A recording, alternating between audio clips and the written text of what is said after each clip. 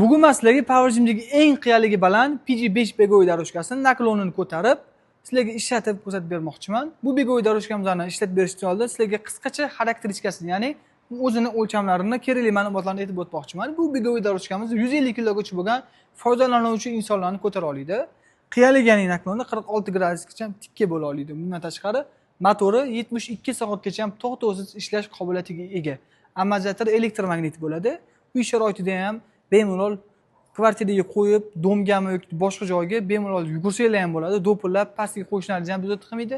O'zingizni umurtqangiz, bo'g'imlaringizga ham nagozka bermaydi. Yengil yugurib foydalanib ishlatsangiz bo'ladi. Bundan tashqari 21,5 dyum sensor ekranida o'zingizga kerakli bo'lgan video, kino, seriallar qo'yib, yoki boshqa programmalardan foydalanib, tabiat manzarasini ko'rib ham sport bilan shug'ullanish imkoniyatiga egasiz.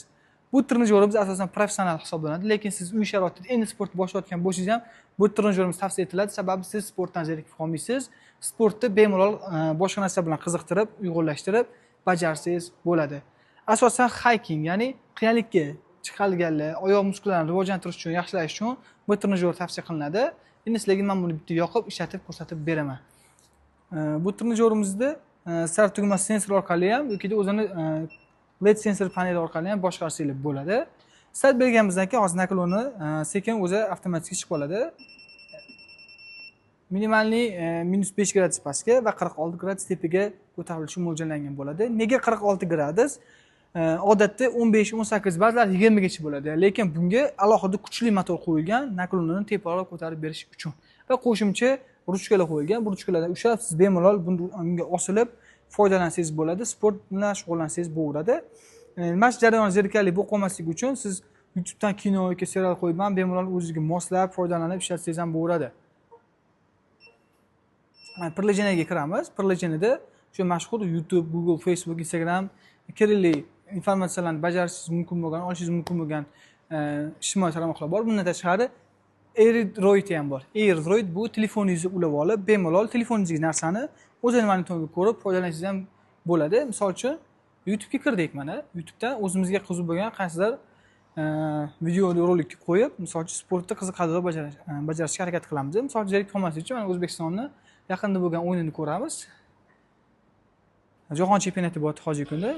Misol uchun qo'yib oldim mana.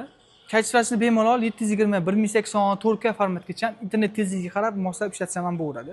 Misol uchun hozir mana ish jarayoniga keldi. Bego'y daroshka monitorini yoqib oldim. Misol uchun mashqdan zerikib qolmaslik uchun bemalol futbolni ko'rib, sport bilan shug'ullansam bo'laveradi.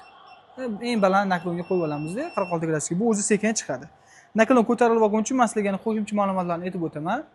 Bego'y daroshkaning nakloni nimaga kerak deydigan bo'lsa, bego'y daroshkaning nakloni siz oddiy holatda yurganingizdan ko'ra qiyalikda yuradigan bo'lsangiz, siz tanangizdagi, teri ostingizdagi organlaringizga yopishib olgan ortiqcha yog'lar yaxshiroq eriydi. Shu sababli nakloni baland bego'y daroshkada yurish tavsiya etiladi. Yugurishdan ham ko'proq siz yurganingizda yaxshi kaloriya sarflaysiz. Shu sababli ham biz bego'y daroshkada boshlang'ich tezligini 4 ga qo'yib, qiyaligini 6 yoki 8 ga qo'yib foydalanishingizni tavsiya qilamiz. Shunda siz muskullar soliq qolmaydi, o'pkangizga, yuragingizga va boshqa organlaringizga tushib qolmaydi. Siz odatiy holatdan ko'proq qiyalikda yurasiz va kaloriyangizni samarali sarflasangiz bo'ladi. Bego'y daroshkamizdan naklon o'zi sekin 46 gradusga chiqib oladi. Ya'ni bitta sizlarga eslatib o'tmoqchiman. Baland naklonda yuqori tezlikda yurish tavsiya etilmaydi. O'zining maxsus tez yurish rejimi bor. Mana shu rejimda yuradigan bo'lsangiz, siz qiynalmasdan bemalol foydalanib ishlatsangiz bo'ladi. Bundan tashqari, bu bego'y daroshkamizning o'zida maxsus programmalari bor. Bu qanaqa programma? Ayollarga, erkaklarga, bundan tashqari yosh katta va yosh bolalar uchun o'zining maxsus onlayn treneri bor. Shu onlayn trener orqali siz bemalol sport bilan shug'ullansangiz bo'ladi. Qanaqa naklon sizga mos keladi, qanaqa tezlik sizga mos keladi. Bundan tashqari, siz qancha vaqt shug'ullansangiz, sizning organizmingiz yoshlikka to'g'ri kelishini onlayn trener yordamida bemalol foydalanib ishlatsangiz bo'ladi. Naklonlarni bizga kerakli gradusga chiqib oldi. Endi tezligini saqal ko'tarib yurishni boshlaymiz. Hozir men boshlanishiga 2 tezlikda sizlarga yurib ko'rsatib bermoqchiman. Birinchi ikkita yoniga turib olinadi, xavfsizlik qoidalariga rioya qilib ushlab olinadi, keyin sekin yurishni boshlanadi.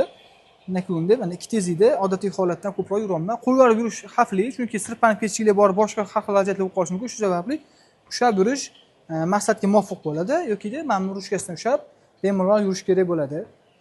Skorsagini ko'taramiz. Mana odatiy skors 4 bo'lgani yaxshi baland naklonda.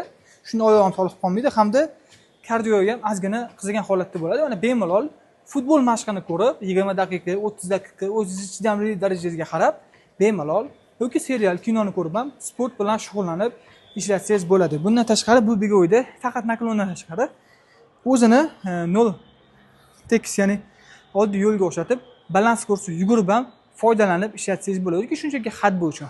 Siz ham shunaqa sifatli, qiziqarli, ishonchli va 5 yilgacha garantiyaga ega bo'lgan trenajyor xarid qilmoqchi bo'lsangiz, bemalol Power Gymga murojaat qilsangiz bo'ladi. Pastda raqam qoldirib qo'yamiz, aloqaga chiqib olasizlar.